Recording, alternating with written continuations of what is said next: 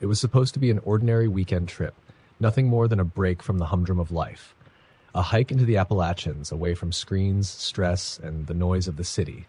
It was just me, my backpack, and the crisp October air. The leaves were a tapestry of gold, orange, and crimson, a stunning display of nature's artistry. But what I found in those woods was no masterpiece. It was a nightmare I can never unsee, something that haunts me to this day. I had started my hike mid-morning. The trail was well marked, winding gently through dense forest. I passed a few other hikers early on, exchanged polite nods and smiles, but by afternoon, the trail grew quieter, and the other hikers seemed to vanish. It felt like the woods were swallowing me whole. I wasn't afraid, though, just thrilled to be alone with nature. Then, as the sun began its slow descent, painting the sky in muted purples and golds, I noticed the silence. The forest had gone unnervingly quiet, no birds chirping, no rustling of leaves, just the crunch of my boots against the dirt trail. The stillness pressed down on me, heavy and suffocating, but I brushed it off. I told myself it was just the natural hush of dusk in the woods. I came across an old, weathered sign at a fork in the trail. The lettering was barely legible, worn away by time and the elements. One arrow pointed left, marked Main Trail, and the other right, marked Old Logging Path. Something about the sign gave me pause. The old logging path wasn't listed on my map, but curiosity got the better of me, and I turned right, reasoning that a little detour couldn't hurt. The deeper I went, the more the woods changed. The trees were taller, their gnarled branches clawing at the sky. Moss covered everything, rocks, trunks, even the ground in places, dampening the sound of my footsteps. A strange metallic smell lingered in the air, sharp and sour. It wasn't the earthy scent of the forest, it was something else, something unnatural. About a mile down the path I stumbled upon it. A cabin, or what was left of one. It was barely standing, its wooden walls rotting and caved in. The roof was half gone, and the windows were black voids. I should have turned back then and there, but I felt compelled to go closer, as though an invisible thread was pulling me forward. As I approached, I noticed strange carvings etched into the remaining wood. Symbols I didn't recognize, like spirals and jagged lines, some interwoven with crude stick figure drawings. My skin prickled, and the hair on the back of my neck stood on end. It felt like I was being watched. I whipped around, but no one was there. Still, I couldn't shake the feeling. My instincts screamed at me to leave, but I hesitated. That's when I heard it, a soft, rhythmic tapping. It was coming from inside the cabin. My breath hitched, and my heart raced. The sound was faint but deliberate, like someone or something knocking against wood. I whispered to myself, it's probably just the wind. But even as I said it, I knew it wasn't. The air was completely still. Against all logic, I crept closer, peering through the gaping hole where the door once was. The interior was dark, but as my eyes adjusted, I saw something that froze me in place. A figure stood in the corner, facing the wall. It was tall, its head tilted at an unnatural angle, like its neck was broken. Its arms hung limply at its sides, the fingers unnaturally long and thin. I couldn't see its face, and I didn't want to. The tapping stopped, and then slowly it began to turn. I bolted. I didn't care about the path or where it led. I just ran. Branches whipped at my face, roots snagged my boots, but I didn't stop. Behind me, I heard heavy, deliberate footsteps, far too fast and far too close. Whatever it was following me. I ran until my lungs burned and my legs felt like lead, but I couldn't shake the sound of those footsteps. They grew louder, closer, as though it was gaining on me. And then, just as I felt it would reach out and grab me, I burst onto the main trail. The footsteps stopped abruptly, and the forest fell silent once more. I didn't dare look back. I sprinted the last stretch of the trail, not stopping until I reached my car. I locked the doors, turned the key, and sped away, the gravel crunching beneath my tires. It wasn't until I reached the safety of my driveway that I let myself breathe. I thought that was the end of it, but I was wrong. That night, as I lay in bed, I heard it, the soft, rhythmic tapping. At first, I thought it was just a branch against the window, but when I looked, there was nothing there. Nothing except a faint, muddy handprint on the glass. Story number 2. It was supposed to be a straightforward hike, just a solo trek through Black Hollow Trail in West Virginia. The trail had a reputation, stories of eerie lights and strange sounds, but I didn't believe in ghost stories. At least, not back then. Now, I wish I'd listened. The day started normal enough. The morning air was crisp, the forest alive with the chatter of birds and the rustle of leaves. The path wound gently through the woods, flanked by towering pines and oaks. It was peaceful, the kind of solitude I craved. But by mid-afternoon, the atmosphere began to shift. The forest seemed darker, even though the sun was still high. The trees were packed tighter, their branches knotted together like grasping hands. The birdsong ceased, replaced by an unnatural silence that made my ears ring. It was as if the forest itself was holding its breath. I noticed it first as a flicker of movement out of the corner of my eye, a shadow darting between the trees, too quick to be an animal. I stopped and scanned the woods, calling out, "Hello? Is someone there?" No answer, just the oppressive quiet. I shook it off, convincing myself it was nothing, and kept walking. But the shadow returned, closer this time. My heart thudded as I turned sharply, trying to catch a glimpse of whatever, or whoever, was following me. The woods behind me were empty, but the hairs on my arms stood on end. I wasn't alone. I could feel it. Then came the whispers. They were faint at first, like a breeze stirring the leaves, but there was no wind. The whispers grew louder, overlapping voices speaking in a language I didn't understand. They weren't coming from any one direction, but seemed to surround me, closing in. I quickened my pace, gripping my trekking pole like a weapon. And then I saw it, a figure standing in the path ahead. It wasn't human, or if it wasn't anymore. The figure was tall and impossibly thin, its limbs elongated and unnaturally bent. Its skin was gray, mottled like decaying bark, and its eyes, oh God, its eyes were empty voids, blacker than the deepest night. It stood motionless, its head tilted at an unnatural angle, as though it were studying me. My breath caught in my throat. Every instinct screamed at me to run, but my legs felt rooted to the spot. The whispers grew louder, almost deafening, and the figure raised one skeletal hand, pointing at me. The spell broke, and I turned and ran. I didn't care about the trail or where I was going. I just had to get away. Branches clawed at my clothes, rocks bit into my boots, but I didn't stop. The whispers followed, growing more frantic, and I heard something else. Footsteps. Heavy, deliberate, and far too fast to be human. I burst into a clearing, gasping for air, and for a brief moment, I thought I was safe. But then I saw it again. The figure stood at the edge of the clearing, its hollow eyes locked on me. It hadn't run. It had simply appeared, as if the forest itself was carrying it. The whispers turned to laughter, low and guttural, echoing all around me. My chest tightened as panic set in. I fumbled for my phone, desperate to call for help, but the screen was dead, even though I'd charged it fully before setting out. "Leave me alone," I screamed, my voice cracking. But the figure didn't move. It just stared, unblinking, its head tilting further to the side. And then, slowly, it started to smile. Its mouth stretched wide, too wide, revealing rows of jagged yellow teeth. I stumbled backward, my foot catching on a root, and fell hard onto the ground. The impact knocked the wind out of me, but I scrambled to my feet, my body running purely on adrenaline. The figure was gone, but I didn't dare stop to question it.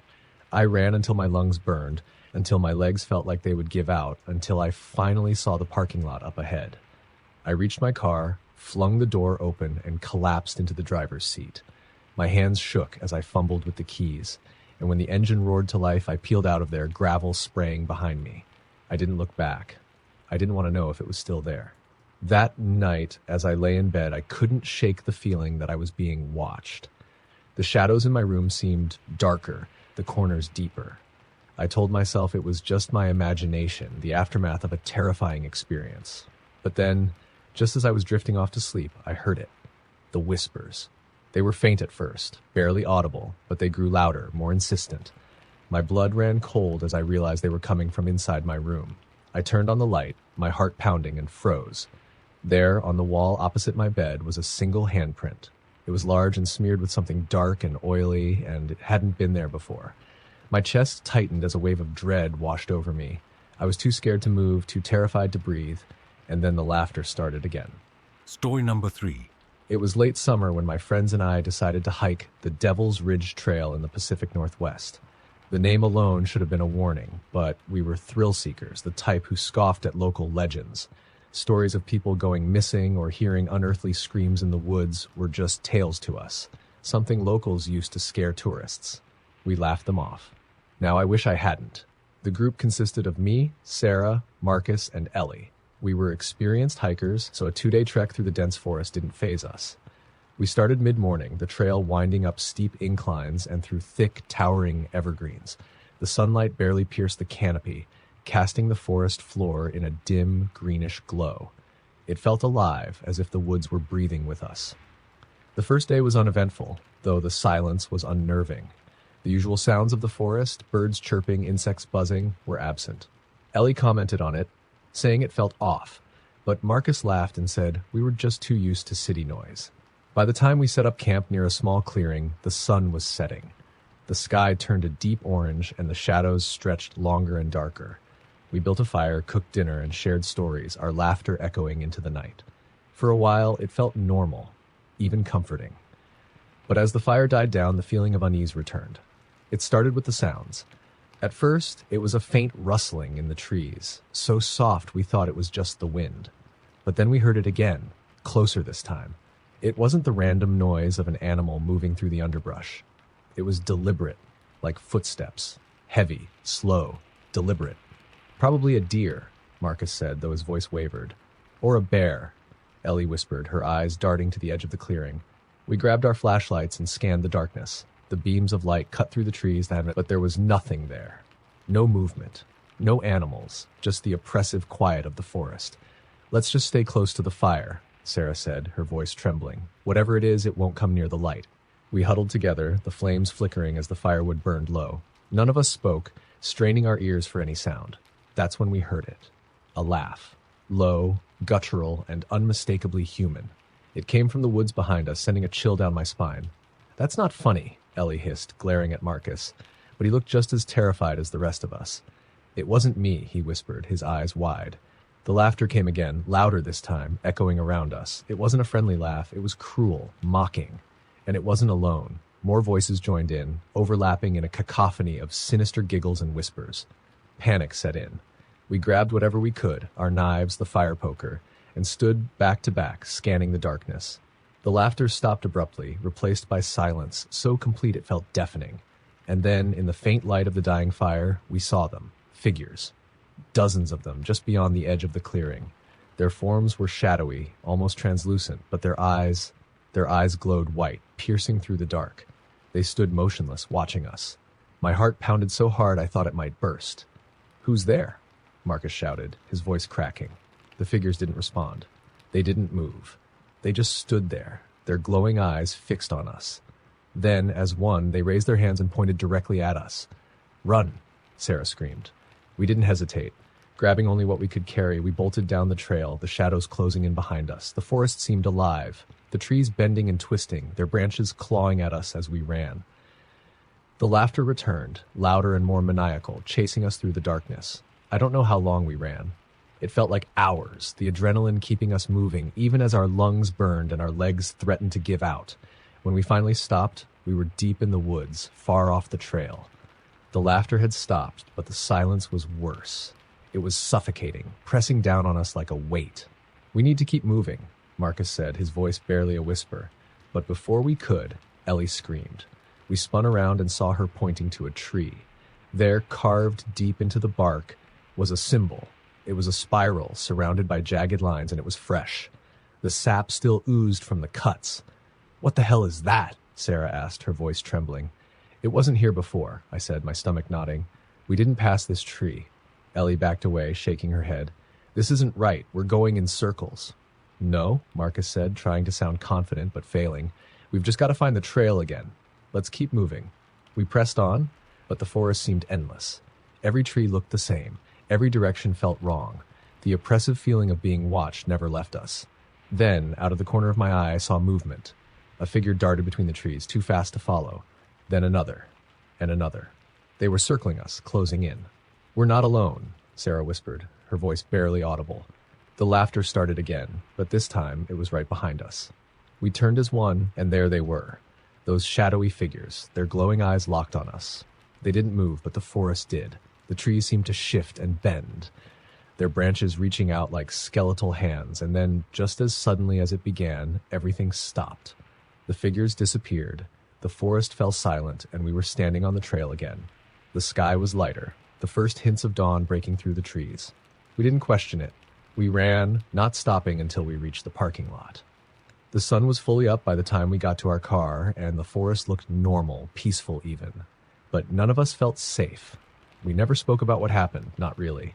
We agreed to say it was just the woods playing tricks on us, but we knew the truth. Something was out there, something ancient and malevolent. I haven't been hiking since. Story number 4. It was a cool autumn evening when I decided to hike Ravenwood Trail, a secluded path deep in the Ozark Mountains. I had just moved to the area and was eager to explore the local trails. Everyone in town warned me against Ravenwood, saying it was cursed, that strange things happened there, but I dismissed it as small-town superstition. I liked being alone in nature, and the idea of an eerie trail sounded intriguing rather than frightening. I started the hike around 4 p.m., confident I'd finish before sunset. The trail was breathtaking, the trees a kaleidoscope of fiery reds and oranges, the air crisp and clean. It wasn't long before I reached the denser part of the forest, where the trees grew thicker and the canopy blocked out much of the light. That's when things started to feel strange. The forest seemed quieter here, too quiet. The usual sounds of rustling leaves and chirping birds had faded away. It was as though the forest itself was holding its breath. I told myself it was normal for the woods to get quieter as evening approached, but unease settled in the pit of my stomach. About a mile in, I came across an old wooden sign nailed to a tree.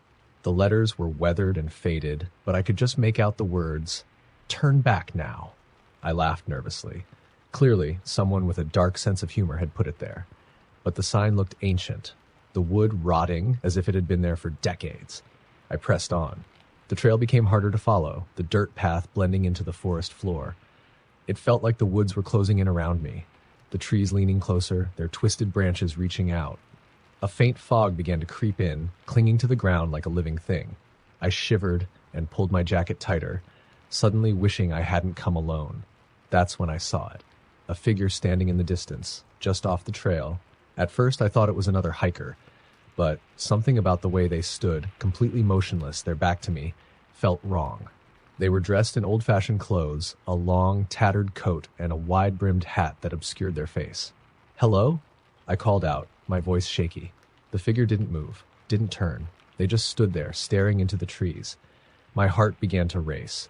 I don't know why, but every instinct screamed at me to get away from them. I quickened my pace, keeping my eyes on the trail ahead, not daring to look back.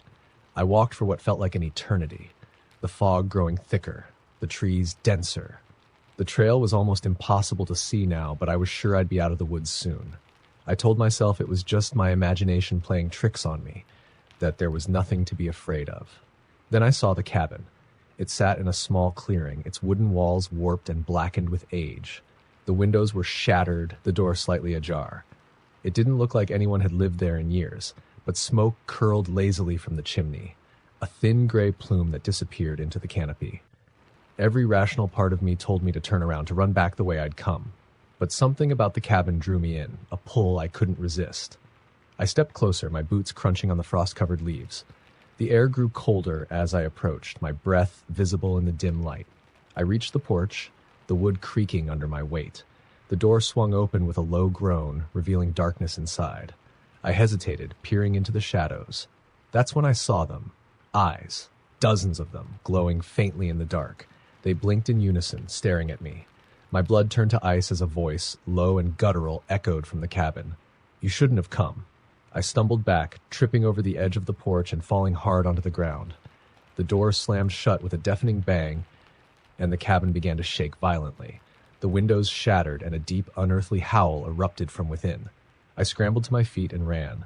The forest seemed alive now, the trees twisting and writhing, their branches clawing at me as I fled. The fog was so thick I could barely see, but I didn't stop. My only thought was to get as far away from that cabin as possible. The howling followed me, growing louder, more feral. It wasn't just behind me, it was all around me. I felt something cold brush against my arm, like icy fingers, and I nearly screamed. Somehow I found the trail again, though it looked different.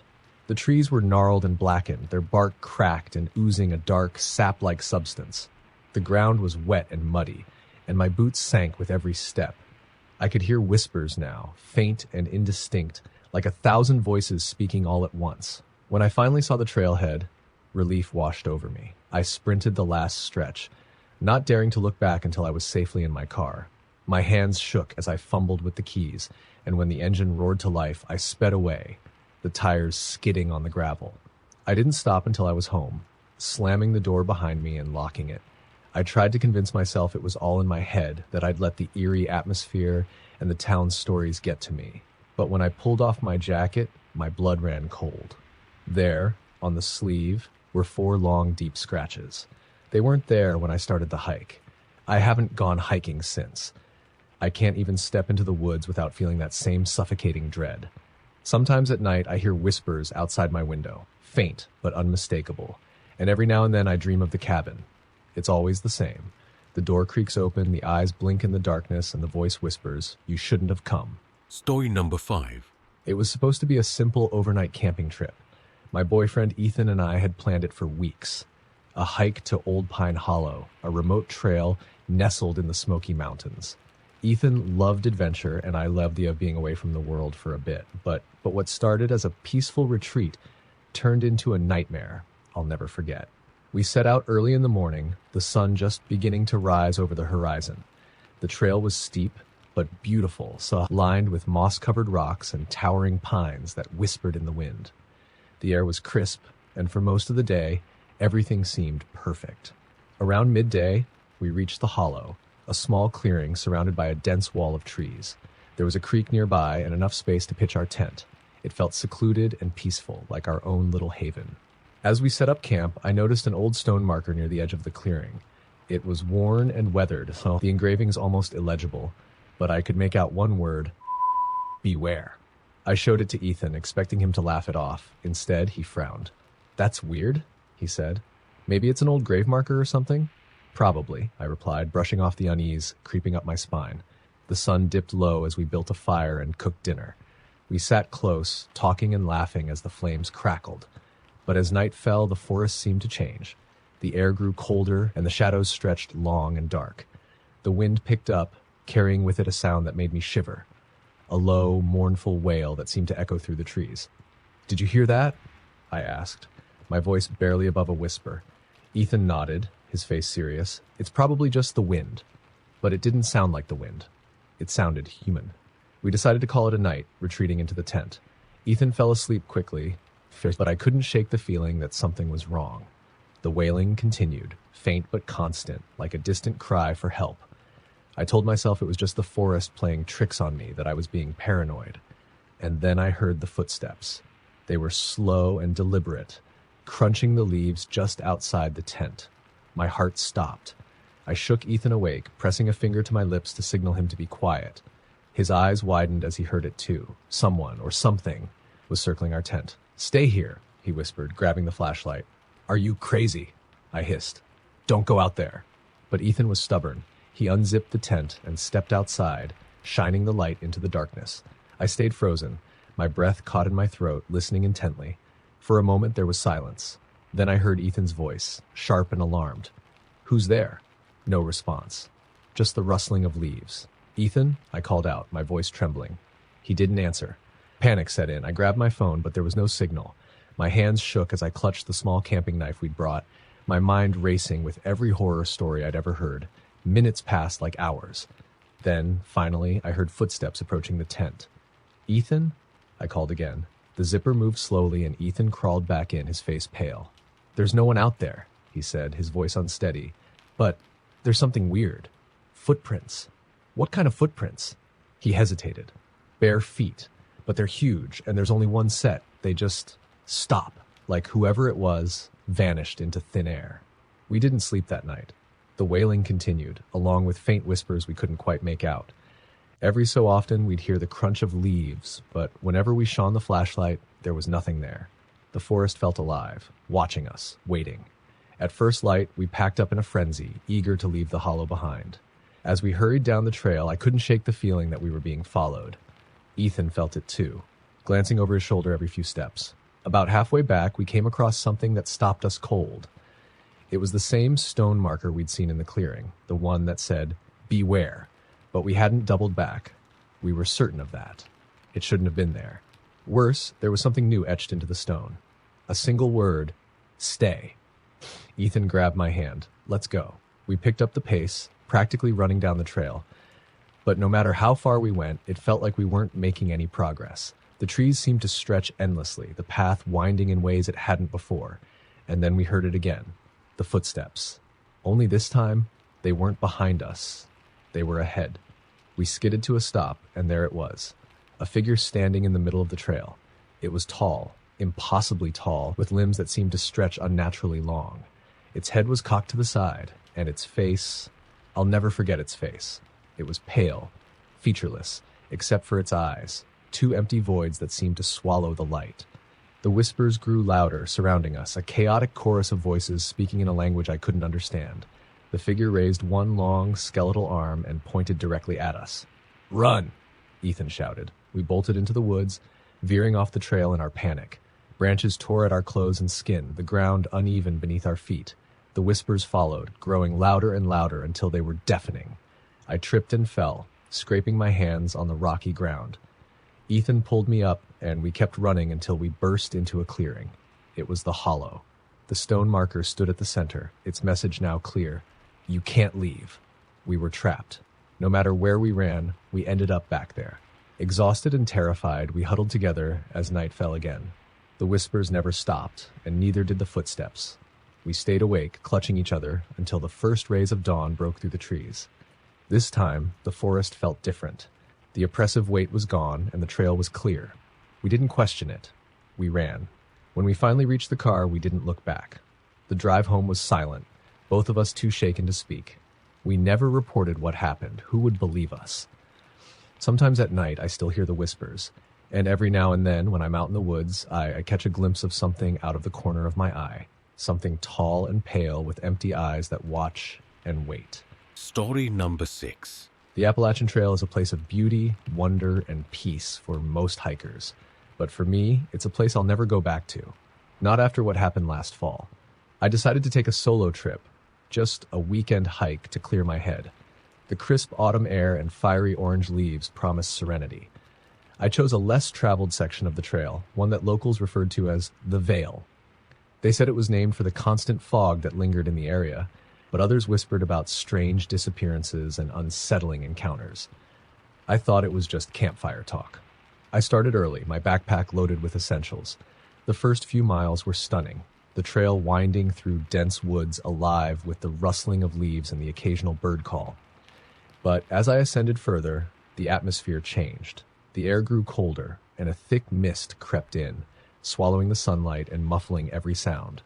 By midday, I hadn't seen another hiker. The trail markers became sparse, and I started to feel uneasy. It wasn't the loneliness. I liked being alone in the woods, but there was a stillness that felt unnatural. Even the trees seemed different, their gnarled branches reaching like claws toward the gray sky.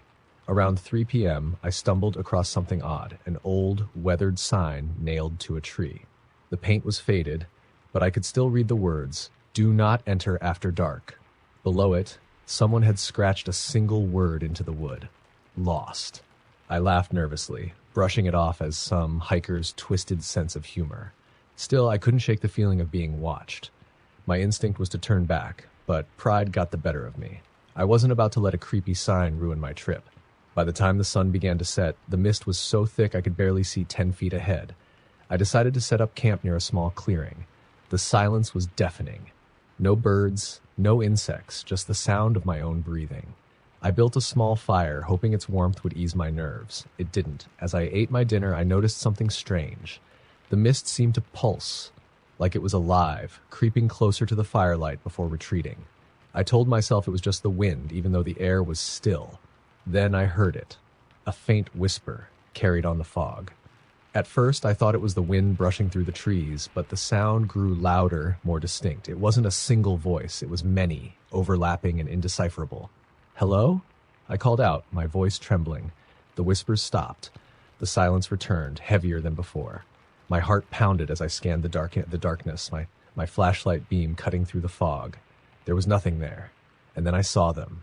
Eyes. Dozens of them, glowing faintly in the mist. They blinked, and I realized they were all watching me. My breath caught in my throat as the whispers returned, louder now, forming words I couldn't understand. I stood frozen, clutching my flashlight like it was a weapon. The eyes didn't move, but I felt them pressing in, suffocating me with their gaze. The fire flickered violently, and the shadows seemed to stretch and writhe. Without thinking, I grabbed my pack and ran. The The mist seemed to follow me, the whispers growing louder, more urgent. I couldn't tell if I was still on the trail. Everything looked the same, an endless sea of gray and black. That's when I heard the footsteps. They were heavy and deliberate, echoing through the fog. I turned, but there was nothing behind me. The sound grew closer, accompanied by the faint rustling of leaves. My panic surged, and I sprinted blindly into the woods, branches clawing at my face and arms. I don't know how long I ran, but eventually I stumbled into a clearing. At its center stood an old, decrepit cabin. The wood was rotting, the windows shattered. It looked abandoned, but smoke rose from the chimney in thin, curling tendrils. I should have kept running, but something about the cabin drew me in. I approached cautiously, the whispers now a low hum in the background. The door creaked open on its own, revealing a dimly lit interior. Inside, the walls were lined with strange symbols carved into the wood. They looked ancient, like something out of a nightmare. In the center of the room was a table, and on it lay a book. Its leather cover was cracked and stained, the pages yellowed with age. The writing was in a language I couldn't read, but the images, grotesque, horrifying depictions of creatures with too many eyes and too many limbs, made my stomach turn. Then I heard it, a voice, deep and guttural, coming from the shadows. "You shouldn't be here." I spun around, but there was no one there. The door slammed shut and the room plunged into darkness. Panic set in as the whispers returned, louder than ever, their voices overlapping in a chaotic symphony. The symbols on the walls began to glow, pulsating with a sickly green light. The cabin shook violently, and I felt something cold brush against my arm, like icy fingers. I screamed and bolted for the door, throwing it open and running into the mist. The forest seemed alive, the trees twisting and shifting, their branches reaching out to grab me. The whispers followed me, growing louder and more desperate. I could hear the footsteps again, heavy and relentless, but I didn't dare look back. I ran until my legs gave out, collapsing onto the ground. When I opened my eyes, the mist was gone. The forest was quiet, the sunlight filtering through the trees. I was lying on the edge of the trail, my pack beside me. It was as if nothing had happened. But it did happen. I know it did. I made it back to my car and drove home in a daze. For weeks, I couldn't sleep, haunted by dreams of glowing eyes and the symbols in that cabin. Sometimes I still hear the whispers, faint and distant, like they're calling me back. I'll never go hiking alone again. Story number 7. It was supposed to be a casual weekend getaway. My friends, Mia, Jake, and I had planned to explore Devil's Ridge, a lesser-known hiking trail in the Pacific Northwest. Jake was the outdoorsy type, Mia was a thrill-seeker, and I just wanted a break from the monotony of city life. The locals warned us about the trail, though not in the usual way. There were no stories of bears or landslides, just vague warnings about how people who wandered off the path sometimes didn't come back. We laughed it off. It sounded like a ploy to keep tourists away from their hidden gem. We arrived mid-morning, the forest alive with the sounds of chirping birds and the rustle of leaves. The trail wound through towering firs, their branches forming a canopy that cast long shadows across the ground. It was beautiful, serene, and eerily quiet in some places. Jake led the way, armed with his map and an overconfident smirk. "Stick to the trail, and we'll be fine," he said. It was ironic how quickly that assurance fell apart. About 2 hours in, we reached a fork in the path. The official trail continued to the left, but a narrower, overgrown path branched off to the right. The map didn't show it, and there were no signs. "We should stick to the main trail," I said, unease gnawing at me. "Where's the fun in that?" Mia replied with a grin. "Let's check it out. It's probably just a shortcut." Jake sided with her, so we ventured onto the unmarked path. At first, it felt like a harmless detour. The trail was narrower, but still walkable. The trees grew closer together, and the air seemed thicker, heavier. The bird calls faded, replaced by an oppressive silence that pressed on my ears. "Does it feel colder to anyone else?" I asked, rubbing my arms. "It's the shade," Jake replied, though he sounded uncertain. As we walked, the trail became harder to follow, the ground covered in a carpet of pine needles and moss. Strange symbols began to appear on the trees, carvings of spirals, circles, and crude faces. Mia snapped pictures, joking about how we'd stumbled onto some ancient cult site. But the humor didn't last. We found the first thing about an hour later. It was a doll, crudely made from sticks and bound with twine, hanging from a low branch. Its head was a bundle of moss, with tiny stones for eyes. "Okay, that's creepy," Jake admitted, his bravado cracking. "Someone's idea of art? Mia suggested, though her voice wavered. We pressed on, but the forest felt different now. The light filtering through the trees seemed dimmer, almost as if the sun was setting early. The air was so still it felt wrong, like even the wind didn't dare disturb this place. We came across more dolls, each more elaborate than the last. Some hung in clusters from the trees, others were perched on rocks or nestled in the roots of trees. They all seemed to watch us, their empty eyes boring into my skin. "This isn't funny anymore," I said, my voice trembling. "Let's turn back." But when we tried to retrace our steps, the trail had changed. The path we'd walked just hours earlier was gone, swallowed by the forest. Panic set in as we argued about which way to go, each of us certain we remembered the right direction. Then we heard it, a low, guttural growl coming from somewhere deep in the trees. It didn't sound like any animal I'd ever heard. It was wet and rumbling, like the forest itself was alive and angry. Jake froze, clutching the knife he always carried. "Did you hear that?" Mia nodded, her face pale. "What was it?" "I don't know, but we need to move. Now." We picked a direction at random, pushing through the undergrowth as the growling grew louder, closer. The forest seemed to shift around us, the trees twisting into unnatural shapes. I swear I saw faces in the bark, their mouths open in silent screams. We ran until we stumbled into a clearing, panting and terrified. In the center was an old, crumbling stone altar, covered in moss and surrounded by more of the stick dolls. But these were different. They were larger, almost human-sized, and posed in ways that my stomach churned. Arms bent at impossible angles, heads twisted completely around.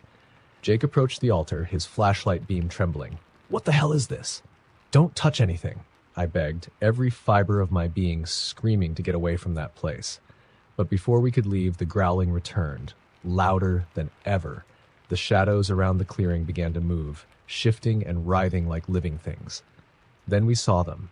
Figures emerged from the trees, their forms barely visible in the dim light. They were tall and thin, their limbs unnaturally long, their heads cocked at odd angles. Their eyes glowed faintly, reflecting the light like an animal's.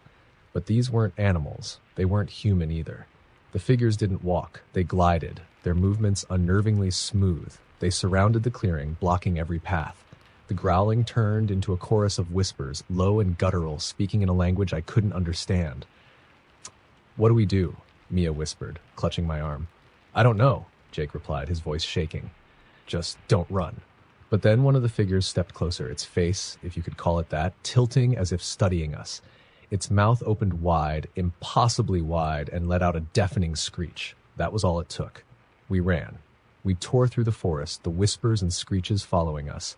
The figures moved impossibly fast, darting between the trees, always just out of reach. My lungs burned, my legs ached, but I didn't dare stop. Somehow, we found our way back to the main trail. The moment we stepped onto it, the whispers stopped. The forest fell silent again, as if nothing had happened. We collapsed onto the ground, gasping for breath, too shaken to speak. When we finally made it back to the car, we didn't say a word to each other. We just drove, leaving Devil's Ridge behind. None of us have spoken about what happened that day. Mia refuses to look at the pictures she took, and Jake hasn't been on a hike since. As for me, I still wake up at night, hearing the whispers and the screech in my dreams. And sometimes when I'm alone, I swear I see them, standing just at the edge of the woods, watching. Story number 8. I had heard the stories, of course. Everyone had. The hiking community loved to share their urban legends, tales of strange disappearances, cryptic warnings, and ominous encounters deep in the woods. But I never thought they were anything more than just stories. I never thought they could happen to me. That was before I went to Hollow Creek. The trail was supposed to be an easy one, a few hours of walking through dense, lush forests, following a river to a small, half-hidden waterfall.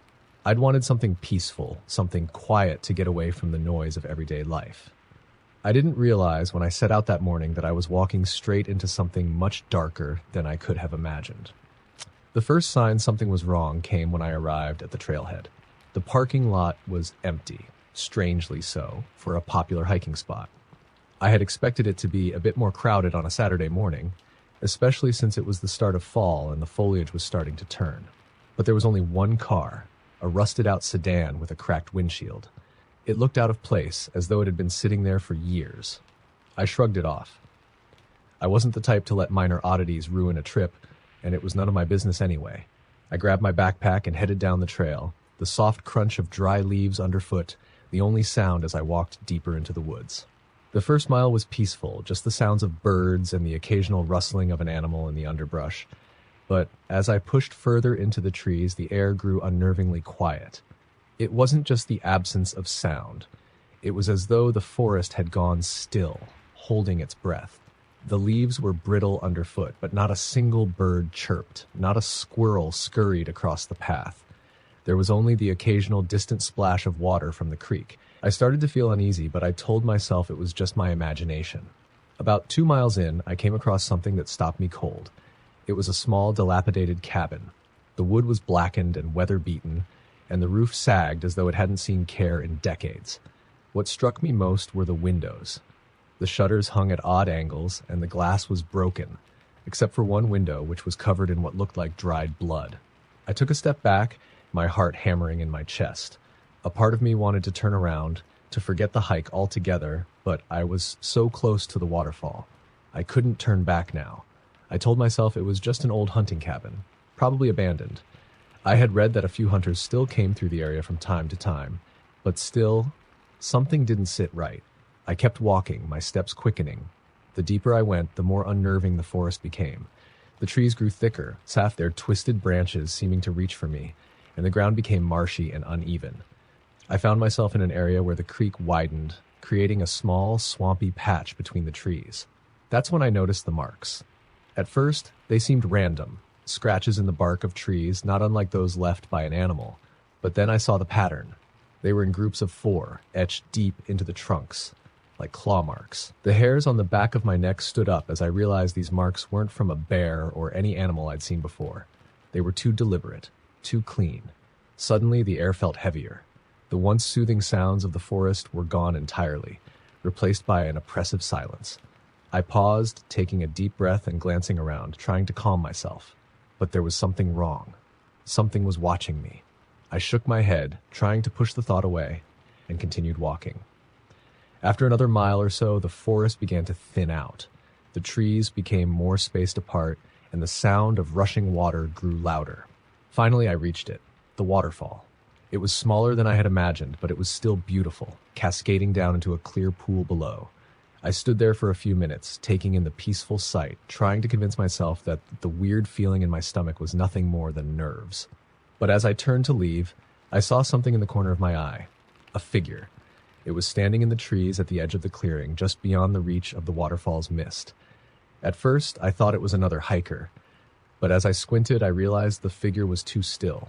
Too wrong. I couldn't make out any features, but the silhouette was tall, impossibly thin, and its limbs seemed to stretch in ways that defied normal anatomy. The figure didn't move. It just stood there, staring at me. The longer I looked, the more I felt like I was being pulled into it, like I was losing my sense of reality. The figure raised one long, spindly arm and pointed toward the cabin. I blinked, and when I opened my eyes, it was gone. I turned to leave, my heart pounding, but the moment I stepped back onto the trail, I heard it. Footsteps, slow, deliberate steps crunching the leaves behind me.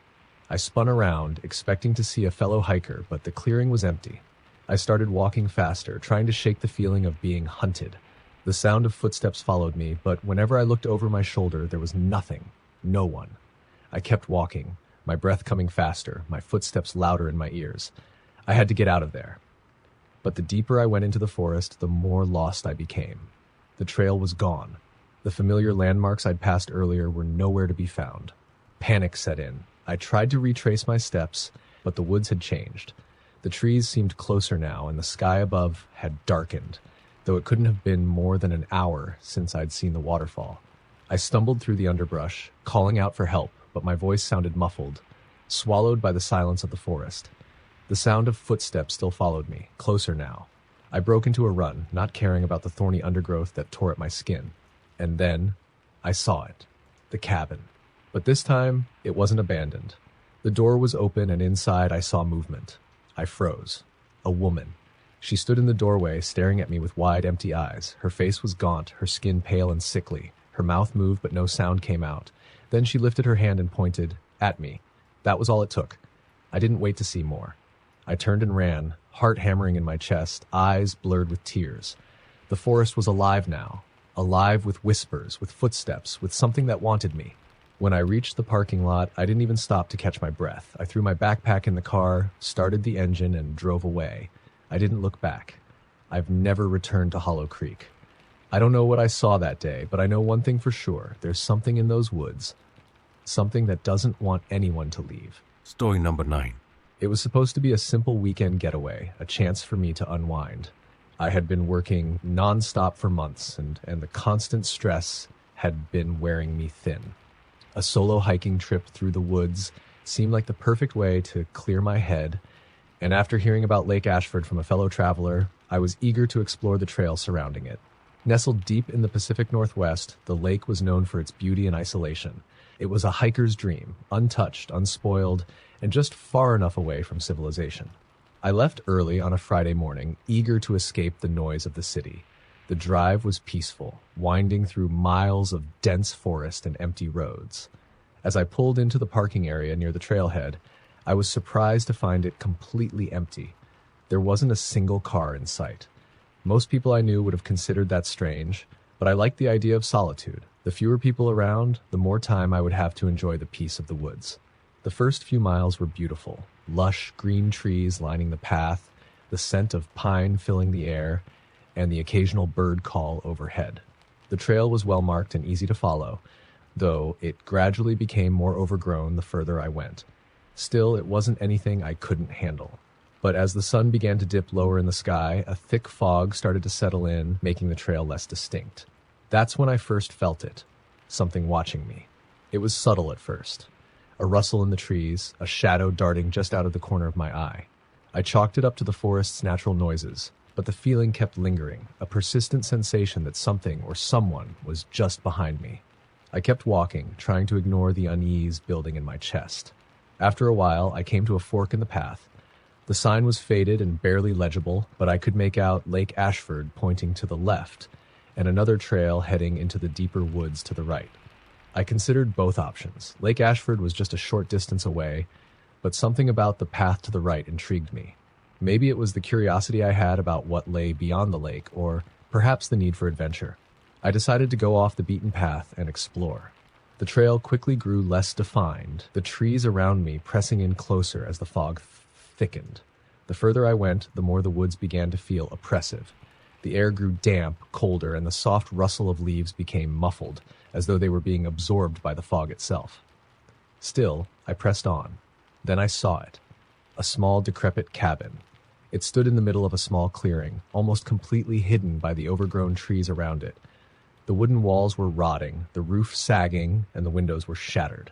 But what caught my attention wasn't the dilapidated structure. It was the doll. It was hanging from a tree branch just outside the cabin, dangling by a piece of string. It was made of rough twigs and old rags, its face a grotesque, blank expression with eyes sewn from mismatched buttons. I stood there for a moment, staring at it. Something about the way it was suspended, its blank stare fixed on me, sent a chill down my spine. I should have turned back right then, but I didn't. Instead, I walked toward the cabin, the fog swirling around me. As I stepped closer to the building, the door creaked open. I wasn't sure why, but I pushed the door aside and stepped inside. The interior was just as decayed as the exterior. Dust covered every surface, cobwebs hung from the rafters, and the faint smell of mildew filled the air. But what I noticed most were the walls. They were covered in drawings, hastily scrawled in charcoal. Most of them were abstract, but some of them were disturbing. Figures with twisted limbs, faces that looked as though they were in agony, and symbols I couldn't understand. I was about to turn and leave when I heard it. A sound, faint at first, like a whisper. Then it grew louder, a chorus of voices. I turned around, heart racing, but the room was empty. The voices, though, were unmistakable, low, murmuring, speaking in a language that wasn't human. My hand shot to my phone, but the screen was cracked, the battery dead. Panic crept in. I turned to leave, but before I could reach the door, something stopped me. The doll. It was no longer hanging from the tree outside. It was inside the cabin. It was perched on a chair, its button eyes staring at me. I froze, the blood draining from my face. There was no way I could have missed it. No way it could have moved that fast. And yet, there it was, sitting upright, its head cocked to one side as if it were observing me. I turned and bolted out of the cabin, but as I stepped back onto the trail, I found myself disoriented. The trees that had once been spaced apart were now pressing in on me, the fog thicker than before, and the path I had been following was no longer visible. I was lost. I tried retracing my steps, but every direction I turned seemed to lead deeper into the woods. The air felt thicker, colder, and the whispers, those low, eerie whispers, followed me, echoing through the trees. The doll's face kept flashing in my mind, its cold, empty eyes never leaving me. I didn't know how long I walked. Hours, maybe. But as the fog grew darker, the trees began to shift around me. The same twisted figures from the walls of the cabin seemed to appear in the corners of my vision. Tall, elongated shapes that would disappear the moment I tried to focus on them. And then, just when I thought I couldn't take it anymore, I saw a light in the distance, a faint glow, barely visible through the fog. I ran toward it, hoping it was a cabin or another hiker, someone who could help me find my way back. As I approached, the light grew brighter, and I could make out the shape of a figure standing at the edge of the woods. I slowed down, cautious now. The figure was tall, shrouded in shadow, its face hidden in the darkness of the trees. I called out, my voice cracking, but it didn't answer. It just stood there, unmoving. I took another step forward, and then, suddenly, I heard it. Footsteps behind me, soft but unmistakable. I spun around, but there was no one there. When I looked back toward the figure, it was gone. The light was gone. The fog swallowed everything, leaving only silence. The whispers, too, had stopped. But I knew something was out there, something that had been following me all along.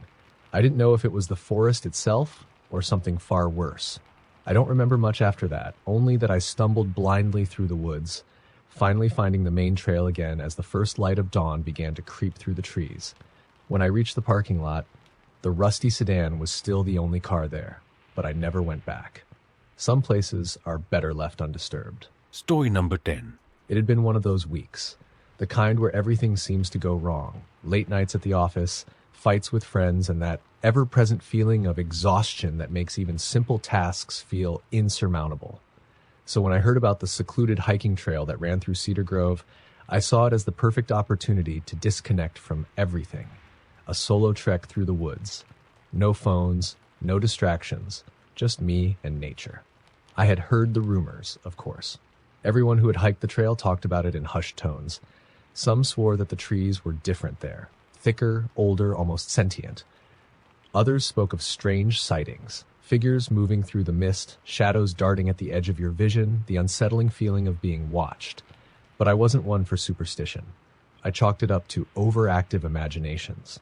After all, it was just a trail. I arrived at the trailhead around midday. The area was quiet. Too quiet, maybe. No other cars were parked, and the air felt still, almost too thick for a spring afternoon. The towering trees stood in stark contrast to the bright blue sky above. I glanced around and, with a shrug, started down the trail.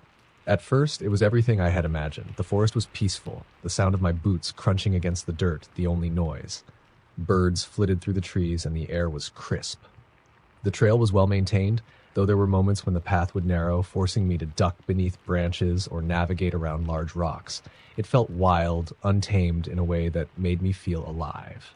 The deeper I went, the more the forest seemed to change. The trees grew taller and closer together, their thick trunks making the path feel claustrophobic.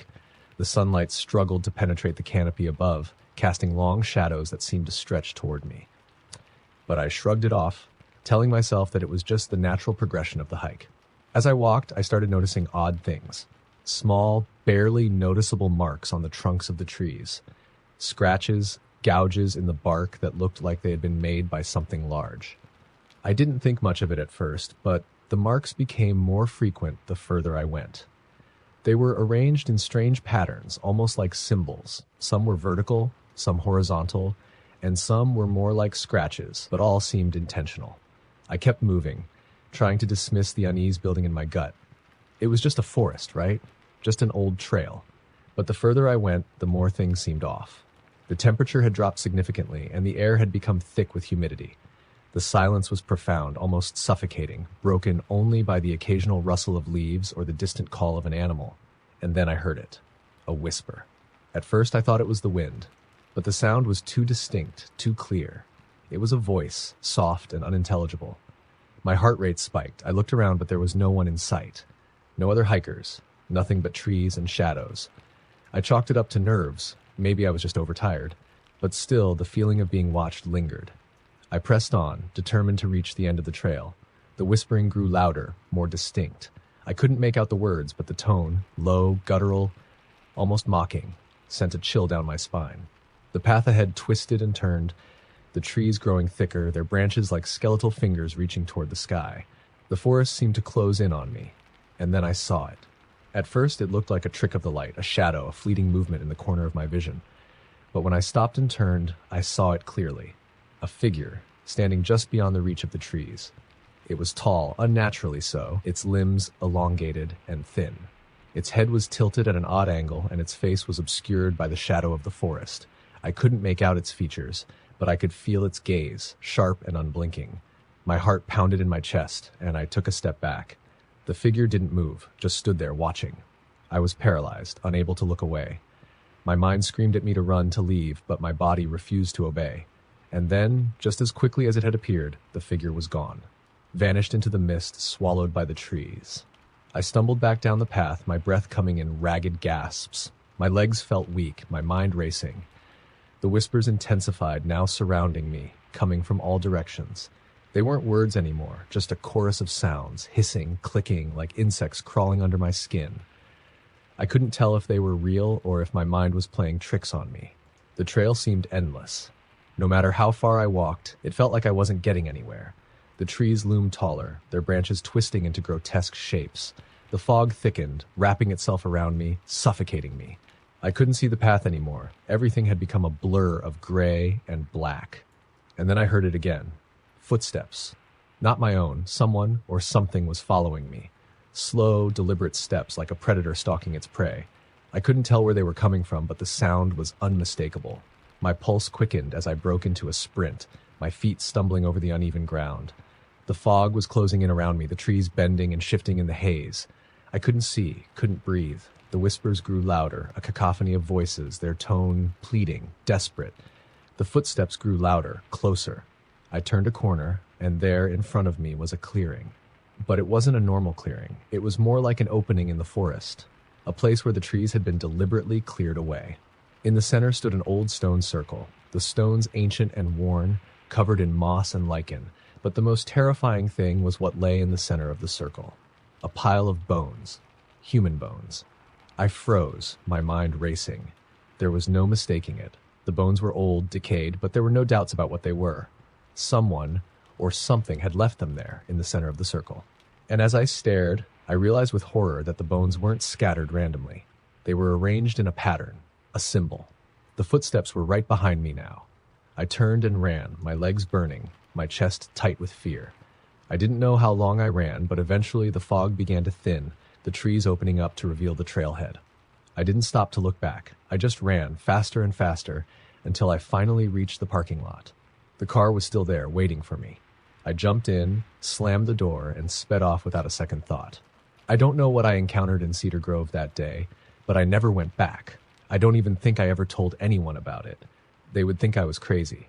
But I know what I saw, and I know that whatever is in those woods, it doesn't want to be found.